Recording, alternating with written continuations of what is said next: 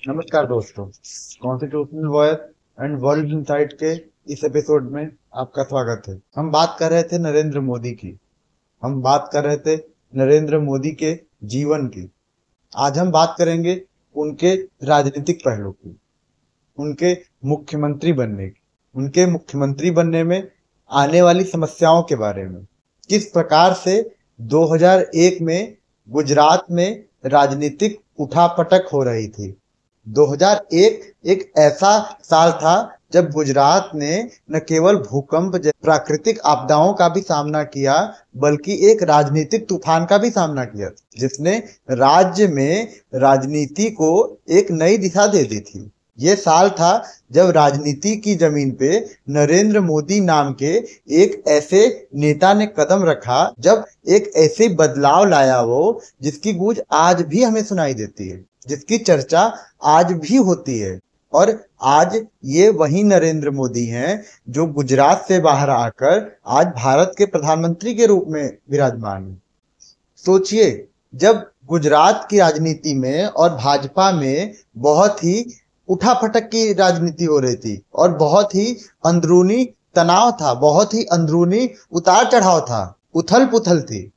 जब केशु भाई पटेल की सरकार पर आरोप लगा और असंतोष का छाया था, क्या किसी ने सोचा था कि इस राज्य का जो नेतृत्व होगा वो एक ऐसे व्यक्ति के हाथ में जाएगा जिसने विधानसभा चुनाव में सफलता दूर की बात, विधायक बनने का भी नहीं सोचा था। लेकिन नरेंद्र मोदी ने जो किया, किसी ने सोचा तक नहीं था। वो अप्रत्याशित था एकदम। वो एक ऐसे व्यक्ति थे जिनका नाम राजनीतिक गलियारों में तो था, लेकिन मुख्यमंत्री पद पर उनकी ताजपोशी के लिए किसी को भी उम्मीद नहीं थी। और ये बिल्कुल अप्रत्याशित ढंग से हुआ था। भूकंप जैसी आपदा होने के बाद जब सरकार राहत कार्यों में देरी से जनता के बीच असंतोष बढ़ गया था, तो भाजपा नेतृत्व जो थी वो एहसास कर रही थी कि गुजरात को चाहिए था एक ऐसा नेतृत्व, और यही वो मोड़ था। ऐसा नेतृत्व जो दिशा दे सके, जो एक नई व्यवस्था को लागू कर सके। और वो एक ऐसा ही समय था जब नरेंद्र मोदी जैसे नेता का उदय हो रहा था। और वो यही मोड़ था जब मोदी को मुख्यमंत्री बनाने का निर्णय लिया गया। लेकिन क्या मोदी का मुख्यमंत्री बनना इतना आसान था?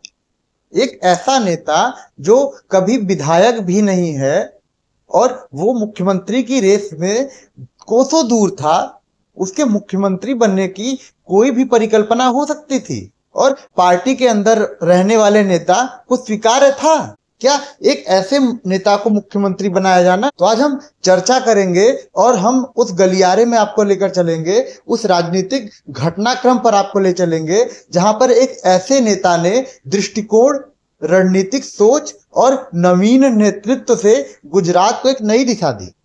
और तो चलिए जानते हैं और कैसे नरेंद्र मोदी बने गुजरात के मुख्यमंत्री, और कैसे इस निर्णय ने न केवल गुजरात को बल्कि पूरे भारत देश की राजनीति को भी बदल दिया। Constitutional voice and world affairs के इस विशेष एपिसोड में कि गुजरात के मुख्यमंत्री नरेंद्र मोदी कैसे बने, आइए आपका स्वागत करते हैं और ले चलते हैं उस 2001 के राजनीतिक उठापटक के बीच। ये चर्चा बहुत लंबी हो जाएगी, इसलिए प्रस्तावना के रूप में एक चर्चा कर लेते हैं। उसके बाद हर एक बिंदु को विस्तृत रूप में हम समझने का प्रयास करेंगे।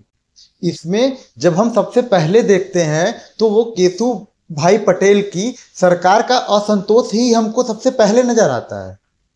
मुख्यमंत्री पद पर जब केशु भाई पटेल थे 1998 में, तो भाजपा ने गुजरात विधानसभा में 117 सीटें जीतकर पूर्ण बहुमत प्राप्त की और जिसके बाद ही केशु भाई पटेल को मुख्यमंत्री बनाया गया था। फिर प्रशासनिक चुनौतियों के कारण केशु भाई पटेल ने सरकार को, जो भुज भूकंप 2001 में आया था, राज्य के कुछ हिस्सों में सूखा जैसी प्राकृतिक आपदाओं के का सामना करना पड़ा और इसी से केशु भाई पटेल की सरकार थोड़ी चरमराने लग गई थी। यहीं से थोड़ी सी समस्याएं शुरू हो गई थी। ये भुज भूकंप ही था जिसने केशुभाई पटेल की सरकार को गिराकर नरेंद्र मोदी एक नेता के रूप और वो गुजरात के मुख्यमंत्री बने। और इन्हीं सब घटनाओं को, राहत कार्यों में देरी और प्रशासनिक जो विफलताएं थी, इसी जनता में असंतोष बढ़ गया था। और फिर इसी सब कारणों को मिला के फिर पार्टी में असंतोष बढ़ने लग गया था। फिर भाजपा के जो अंदर की गुटबाजी थी और जो कई नेता सरकार की अक्षमता की आलोचना खुले तौर पे और खुले मंचों से करने लग गए थे, जिसकी वजह से जो पार्टी में गुटबाजी थी और नेतृत्व संकट की जो उत्पत्ति थी, वो परिकल्पना थी, वो शुरू हो गई थी, वो खड़ी हो गई थी। फिर इसमें हम जब दूसरा कारण देखते हैं जिसने गुजरात में केशुभाई पटेल की सरकार को गिरा के नरेंद्र मोदी की हाथ में सत्ता सौंपी, उसमें साबरमती उपचुनाव का भी बहुत बड़ा योगदान है, जो सितंबर 2001 में हुआ था। और ये उपचुनाव की आवश्यकता आखिर पड़ी क्यों थी, ये आखिरकार कराया क्यों गया था?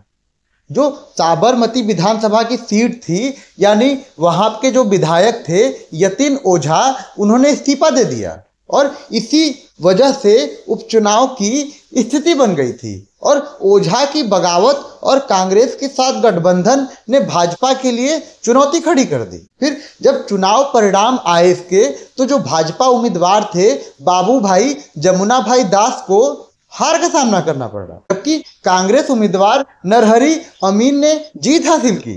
और इसी हार ने शायद कहीं न कहीं भाजपा नेतृत्व को चिंता में डाल दिया और फिर नेतृत्व परिवर्तन की अटकलों ने प्रारंभ लेना शुरू कर दिया। फिर इसमें जब हम आगे बढ़ते हैं तो साबरकांठा लोकसभा उपचुनाव भी शामिल आता है। ये उसी के साथ ही हुआ था, सितंबर 2001 में ही। तो फिर साबरकांठा उपचुनाव की जरूरत क्यों पड़ी? जो साबरकांठा लोकसभा सीट थी, यहाँ से पूर्व मुख्यमंत्री अमर सिंह चौधरी की पत्नी जो थी निशा चौधरी, उनका निधन हो गया था और यही कारण था कि यहाँ पर भी उपचुनाव कराया गया था। फिर इसके नतीजे क्या हुए? जो कांग्रेस उम्मीदवार मधुसूदन मिस्त्री थे वो जीत दर्ज कर लिए, जबकि भाजपा उम्मीदवार हार गए। इन दोनों ही हारों ने भाजपा नेतृत्व को एक गहन चिंता में डाल दिया और एक नए नेतृत्व की तरफ सोचने पे विवश कर दिया। और फिर यहीं से नेतृत्व परिवर्तन और नरेंद्र मोदी का उदय प्रारंभ होता है। यही वो क्षण था, यही वो पल था जब भारतीय राजनीति में नरेंद्र मोदी कदम रख रहे थे। यही वो दो कारण थे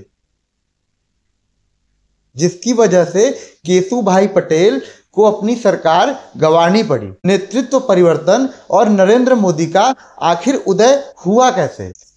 हमने आपसे बात कर ली कि आखिरकार नेतृत्व परिवर्तन की आवश्यकता पड़ी क्यों, और फिर नरेंद्र मोदी को आखिर चुना क्यों, और नरेंद्र मोदी को चुनने के पीछे कारण क्या थे। उनका जो मजबूत रणनीतिकार थे और जो संगठनात्मक नेता के रूप में वो जो उभरे थे, जैसा कि हमने आपसे अपने पिछले वीडियो में बात की थी कि उनके बाल्यकाल से ही वो एक नेतृत्व के धनी हो गए थे, उनमें संगठनात्मक प्रक्रियाएं प्रारंभ कर ली थी।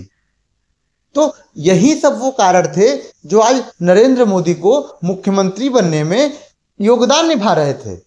और उनकी कार्यशैली और नेतृत्व क्षमता जो थी, जो उनके अंदर बचपन से कहीं न कहीं विकसित थी, जिसके बारे में हमने आपसे पिछले वीडियो में विस्तृत चर्चा किया है कि वो क्या कारण थे जिनकी वजहों से नरेंद्र मोदी में ये अभूतपूर्व विकास हुआ था, ये बदलाव आए थे। एक बालक के रूप में नरेंद्र मोदी कैसे अपने आप को एक विकसित मनुष्य के रूप में ढाल लिए थे।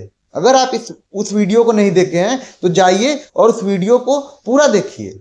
और यही वो क्षण था जब उनको गुजरात का मुख्यमंत्री बनाने का निर्णय लिया गया। और फिर इसके बाद 7 अक्टूबर 2001 को नरेंद्र मोदी ने गुजरात के मुख्यमंत्री पद के रूप में शपथ ली और यहीं से भारतीय राजनीति ने एक नई दिशा की तरफ अपना रुख मोड़ लिया। भारतीय राजनीति कुछ ऐसा देखने वाली थी जो विश्व में कहीं भी नहीं हुआ था। एक ऐसा नेता का उदय जो भारतीय राजनीति को कहां से कहां तक ले गया विश्व पटल पे। फिर कुछ कारण तो भाजपा की घटती लोकप्रियता थी। उपचुनाव जो थे, जो 2001 में 2 उपचुनाव थे, उनमें हार का सामना करना पड़ा था, जिनसे उनकी लोकप्रियता में कमी आ गई थी। इन्हीं हारों के बाद कांग्रेस ने अपनी राज्य में मजबूती बना ली और अपने आप को मजबूत स्थिति में ला दिया। और फिर यही तो कारण थे कि भाजपा नेतृत्व चिंता में पड़ गया। और इसी दौरान 2001 का कच्छ भूकंप भी आ गया। 26 जनवरी 2001 को कच्छ क्षेत्र में आए भूकंप ने बहुत बड़ी तबाही मचाई थी, जिसमें करीब 26 से 27 हजार लोग मारे गए थे। ये बहुत बड़ी त्रासदी थी जो गुजरात के कच्छ के लोगों के लिए एक बहुत बड़े विनाश की तरह आई थी और इससे लाखों लोग प्रभावित हुए और अपना घर बार त्याग कर एक जगह से दूसरे जगह पर जाने के लिए विवश हुए और प्रतिस्थापित हुए। ये गुजरात की राजनीति में बहुत ही बड़ा मोड़ था, जिसने गुजरात की राजनीति को और भारत में आगामी राजनीति को एक नया दिशा दिया।